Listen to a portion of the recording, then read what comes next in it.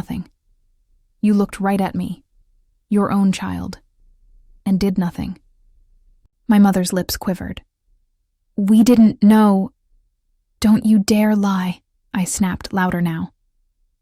A passerby glanced at us, but I didn't care. You knew. You saw. You chose her over me every single time. You laughed with her, defended her, protected her, while I was left bleeding, inside and out. My father finally raised his eyes, and in them I saw something I had never seen before. Fear. Not the fear of me, but the fear of truth. The kind of truth that strips you bare. We thought she would change. We didn't want to break the family apart. The bitterness in me boiled over. The family was broken the moment you decided I was disposable. The moment you decided silence was easier than love. My mother began to weep openly, covering her face with her hands. We regret it now. We see it now. I laughed bitterly. Now? When you're homeless, bankrupt, and begging in the street? Now it's convenient to remember the child you abandoned? Out of the corner of my eye, I saw my sister shift, finally looking up at me. Her eyes burned with defiance, not remorse. Don't act like you're innocent, she spat. You left us. You cut us off. You think you're better than us just because you got lucky. Her words struck like old wounds reopening. But instead of breaking me, they hardened me. I met her gaze, steady and unflinching. No, I'm not lucky. I'm strong. Strong because I had no one. Strong because you and our parents gave me no choice but to fight for myself. And I survived in spite of you. The silence that followed was heavy, suffocating. My parents wept, their bodies shaking. My sister turned away, jaw clenched, refusing to admit fault. But I had finally spoken every word I had carried for years. The venom that had once poisoned me was gone, poured out into the night air, and in that moment, standing before their broken forms, I realized something powerful. They no longer had the power to define me. Their silence had once destroyed me, but my voice had rebuilt me. I stood there in the cold, staring at the family who had once been my entire world, now reduced to shivering bodies on a cracked sidewalk. The years of pain, the bruises that never healed, the silence that had carved itself into my soul. All of it came rushing back. Every instinct screamed for me to walk away, to leave them in the same darkness they once left me, to let them taste abandonment as bitterly as I had. But another part of me, a quieter, steadier part, rose above the rage. I had built my life from nothing. I had crawled out of their shadows, brick by brick, into a world where I finally belonged to myself. If I walked away now, I realized, their cruelty would still own me. I didn't want to be chained to that anymore. I took a slow breath, then reached into my bag. From it, I pulled the groceries I had bought on my way home. A loaf of bread, some fruit, a bottle of water. My mother's eyes widened as I knelt and placed them gently in front of her. My father whispered a hoarse, "Thank you." His pride cracked beyond repair. But when my sister reached for the food, our eyes met. I held her gaze, steady and unflinching, and spoke words I had waited my whole life to say. This doesn't erase what you did. None of it. I won't pretend it never happened. I'll give you food, but you will never again have power over me. Not through fear, not through shame, not through silence. Her lips parted as though to speak, but no words came. For the first time, I saw something that looked almost like defeat flicker across her face. I straightened, my heart heavy, but strangely light at the same time. They wanted more. Shelter, money, a place back in my life. But I couldn't give them that. Not because I was cruel, but because I was finally free. Forgiveness, I realized, wasn't about them at all. It wasn't about excusing what they had done or pretending the past hadn't happened. Forgiveness was for me. It was the key that unlocked the last chain tying me to their betrayal. By choosing mercy, not blind acceptance, but mercy on my terms, I chose freedom. As I turned to walk away, I heard my mother's sobs echo against the concrete. My father called my name, voice cracking with desperation. My sister remained silent, her pride warring with hunger. But I didn't look back. They may be homeless and begging, but I am free. Their silence once broke me, but my silence now saves me. And for the first time in my life, I walked after the marks faded. I tried to defend myself, but the moment her hand struck my face, I knew resistance was useless. She was the golden child, untouchable. What haunts me more than her violence is what I saw when I looked past her shoulder. My parents, they were there, standing in the doorway watching. My mother's arms were crossed, my father's expression unreadable. Neither stepped forward. Neither raised a hand to stop her. Their silence was louder than her shouting, more painful than the sting of her fists. It wasn't just that they allowed it. It was that they chose not to see me. In that moment, I understood something cruel. My pain was invisible to them. My sister's wrath wasn't just hers. It was a reflection of what my parents believed too. That I didn't matter. That I deserved whatever came my way. I lay on the floor, my cheek throbbing, my heart splitting open with betrayal. She walked away smug, victorious. They turned off the light and left me in the dark. That was the night I stopped believing family meant safety. I was young, but the memory rooted itself deep inside me. Betrayal doesn't always roar. Sometimes it's silent, standing just a few feet away, doing nothing while you break apart.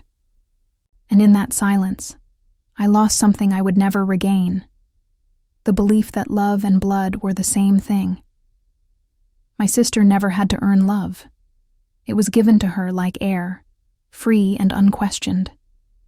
From the moment she opened her eyes each morning, my parents seemed to orbit around her, praising the smallest things as though she had hung the stars herself. If she drew a crooked flower, it was a masterpiece. If she shouted at me, it was just her being spirited. And if she hurt me, well, that was sibling rivalry.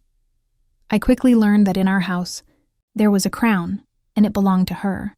She was the golden child, flawless in their eyes, immune to punishment. Her mistakes were forgiven before they were even acknowledged, while my smallest misstep was magnified into proof that I was a disappointment. When I cried after her assault, my mother pressed her lips into a thin line and said, "Don't exaggerate. Sisters fight. You'll forget about it tomorrow." But I didn't forget. I couldn't. Every bruise reminded me that I lived in a home where truth was twisted to fit the narrative of her perfection, invisible. That's what I became. If I spoke, my words floated past them unheard. If I achieved something at school, my father would nod absently and then turn to ask my sister about her day. She didn't need accomplishments. She was the accomplishment. I grew used to shrinking into corners, fading into silence, watching her shine while I withered.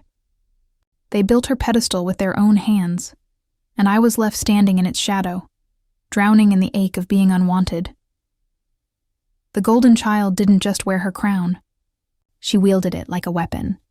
And every time she struck, I realized that my family's love wasn't missing. It had simply never been meant for me. Time has a way of dulling the sharp edges of pain, but some wounds never truly heal. They only learn how to hide beneath the skin. As I grew older, the bruises faded. But the memory of my sister's assault and my parents' silence lingered like a shadow that followed me everywhere. My sister, of course, flourished in the spotlight they created for her. She strutted through life with the confidence of someone who had never known consequence. Reckless spending, broken friendships, failed jobs, none of it mattered. Each mistake was swept under the rug, paid for with my parents' money and excused with their endless justifications. To them, she was still the chosen one, their pride, their treasure. I, on the other hand, learned to survive in silence. While she lived extravagantly, I worked small jobs after school, saving coins in secret, determined never to need them. My parents noticed, but they mistook my independence for rebellion. To them, I was ungrateful, distant, even selfish for not joining in the worship of their golden child. Nights were the hardest. I would lie awake, staring at the ceiling, replaying that moment over and over. The strike of her hand, the emptiness in their eyes, the cruel weight of being invisible. That memory was no longer just a scar. It became the foundation of who I was. I trusted no one easily, and I built walls high enough that even kindness struggled to climb over them. Yet, in that quiet suffering, I found a strange strength. While she wasted her youth chasing attention and indulgence, I was slowly building something far more valuable: resilience. Every insult, every silence, every betrayal was a lesson. They had broken me once, but I was already learning how to rise in ways they could never imagine.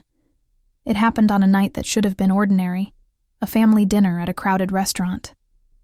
The air smelled of roasted spices and laughter drifted from the tables around us. For a moment I thought maybe, just maybe, we could pretend to be a normal family. But I should have known better. My sister lived for audiences, and that night she had one. With her glass of wine in hand, and her voice pitched just loud enough for the nearby tables to hear, she began telling stories, half-truths twisted into mockery, each one designed to make me the punchline. She laughed at my clothes, my job, even the way I spoke. The strangers around us chuckled politely, not realizing they were clapping for cruelty. I felt the heat rise to my face, shame burning through me like fire. I looked to my parents, silently begging for them to stop her. Instead, my mother giggled along, and my father raised his glass in approval. Their betrayal was casual, effortless, an old habit too deeply ingrained to break. Finally, I couldn't hold it in any longer. My voice shook as I told her to stop, to respect me just once. But instead of silencing her, my parents turned on me. "Don't ruin the evening," my father snapped. "Why must you always cause drama?" My mother's eyes narrowed with the same coldness I had known my whole life, and that was the moment, the breaking point. I stood, hands trembling, the laughter of strangers still echoing in my ears. I looked at them all, the family that was supposed to protect me but only ever tore me down. And I swore under my breath, one day, you'll regret everything you've done. That night, something inside me snapped, and another part of me finally woke up. The night of the restaurant humiliation became the line I could no longer step back from. For years I had swallowed their cruelty, convinced myself that if I endured a little longer, maybe things would change. But as I lay awake that night, staring at the cracks in my ceiling, I realized the truth. Nothing would ever change. My family didn't just fail to love me. They chose not to, and I couldn't keep choosing them. Leaving wasn't easy. I didn't storm out with a suitcase and dramatic words. Instead, I slipped away quietly, as if I had always been a ghost in their lives. I packed my clothes, my books, and the small envelope of savings I had scraped together from part-time jobs. No one asked me where I was going. No one tried to stop me. Their silence was the final confirmation that I had made the right choice. Life outside their walls was both terrifying and liberating. I rented a cramped room above a noisy bakery, where the smell of bread clung to my clothes. I worked 2 jobs, studying during the day and waiting tables at night. Every dollar I earned was proof that I didn't need their approval to survive. Every step I took away from them felt like breathing fresh air for the first time. But independence carried its own loneliness. I watched my classmates laugh with families who cheered them on at graduations and birthdays, and I felt the hollow ache of what I had lost, or perhaps what I had never truly had. Bitterness curled inside me like a second heartbeat, a reminder that even freedom comes with scars. Yet, in that bitterness, there was strength. With no one to fall back on, I learned resilience. With no applause, I found motivation in proving myself to myself. Slowly, I built a life brick by brick: education, a stable job, and a sense of identity untangled from the shadows of my family. I was no longer their scapegoat or their punching bag. I was my own person, and though I carried the weight of betrayal, I also carried something stronger: the unshakable will to rise, even when no one wanted to see me stand. From a distance, it looked as though my sister's life was gilded in gold. Her social media feeds sparkled with designer clothes, exotic vacations, and smiling photographs with men who seemed to orbit around her like planets. To the world, she was still the golden child, adored and untouchable. But I had learned long ago that appearances could be carefully constructed lies. And soon, the cracks began to show. Her relationships, so loudly paraded, never lasted more than a few months. One by one, boyfriends disappeared, leaving her with nothing but whispered gossip and bitter tears. She spent recklessly, throwing money at luxuries to fill the void inside her, as though handbags and champagne could mask the emptiness.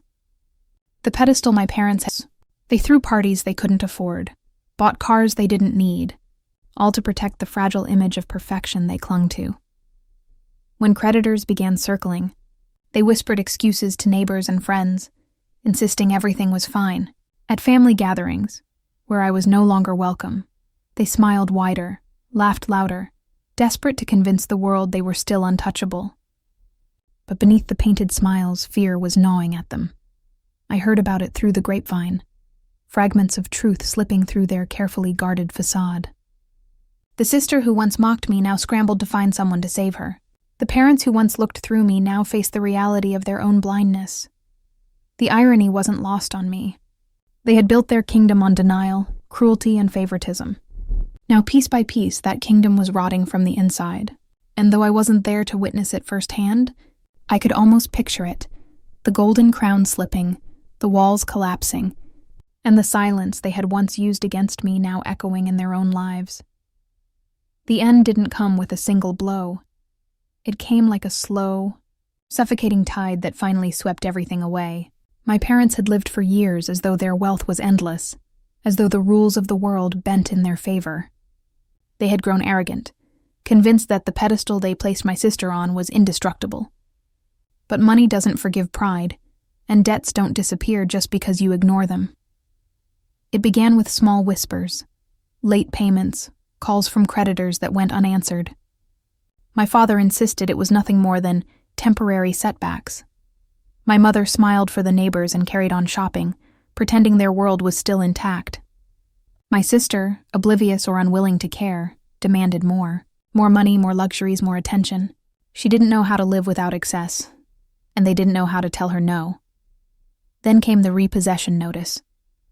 The grand house that had been their symbol of superiority, the one with gleaming floors and a gate meant to keep people like me out, was no longer theirs.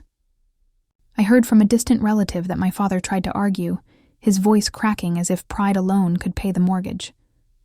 My mother wept, not for the loss of stability, but for the shame of having neighbors watch their downfall. When the movers came to strip the house of furniture, the illusion shattered. The gilded life they had clung to was reduced to cardboard boxes scattered across a lawn that no longer belonged to them. For the first time, my sister couldn't hide her panic. The girl who once sneered at me now clutched her designer bags as though they could shield her from the truth. The empire had crumbled, and there was nowhere left to run. By the time the house keys were surrendered, they had nothing. Bank accounts drained, credit destroyed, reputation in ruins. The family who once looked down on me from their throne of wealth now wandered the city without a roof, without dignity. They became what they had feared most, ordinary, powerless, forgotten. And though I hadn't seen them yet, I could almost feel it, the weight of their humiliation, pressing down harder than any silence they had once used to crush me. It was a cold evening when I saw them again.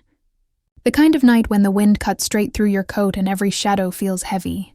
I had been walking home from work, my mind full of deadlines and ordinary concerns, when I noticed a small cluster of figures huddled on a street corner near the train station. At first, I might have walked past them like everyone else, another family caught in the merciless grip of hardship. But then I looked closer, and my breath caught in my throat.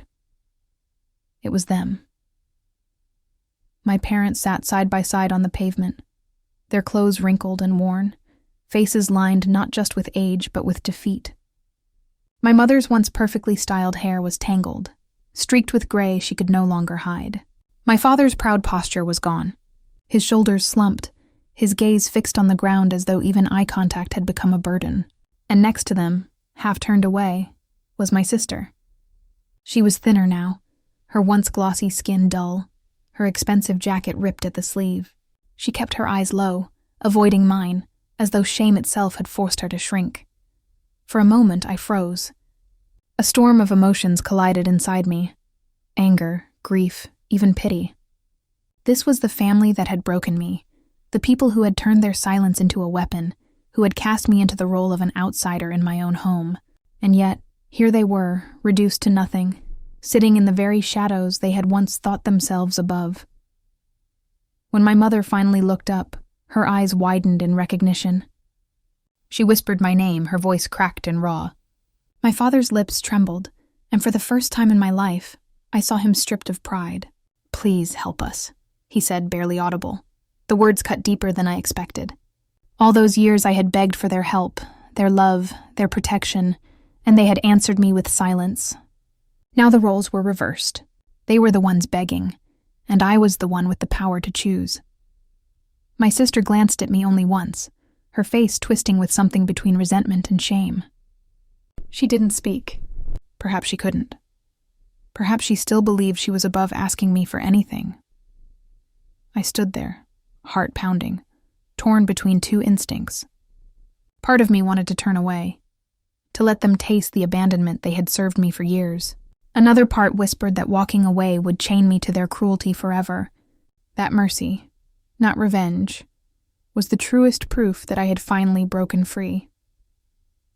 The city moved around us, indifferent to our history, to our pain. But in that moment, time seemed to stop.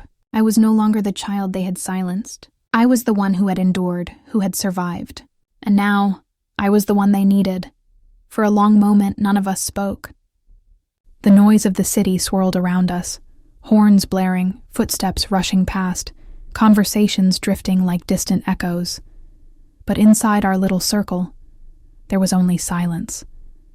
The same silence that had